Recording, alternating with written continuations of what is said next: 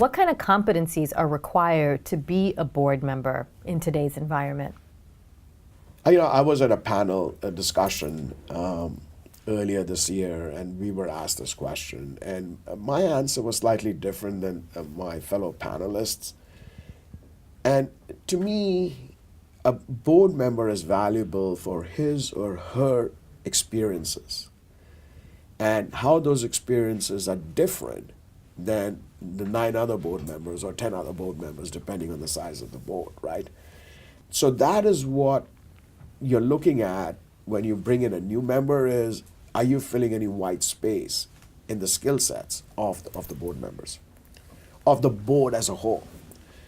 Now, in addition to having deep experiences and knowledge and network in whatever your field is, I think the other thing which is important for board members, I would say a couple of other things. One is a little bit of table stakes is the strategic thinking, to be a good strategic thinker. But I think if you're talking about being a board, I mean, if you're not a strategic thinker, you shouldn't even be thinking about it, right? So people talk about it. To me, I don't talk about it much, okay? But the ability to communicate and the manner of that communication is very important, because this is where there is a switch from being an executive to being a board member. So the way I communicated when I was the CFO is very different from the way I communicate when I'm the chair of an audit committee or a member of a board.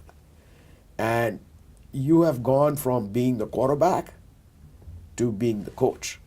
And I think this is where there's a big difference. And I've seen people fail in making that mental switch from an executive to a board member.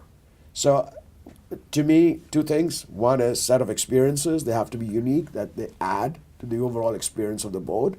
And the second is the ability to communicate effectively as a coach and not as an executive or a quarterback.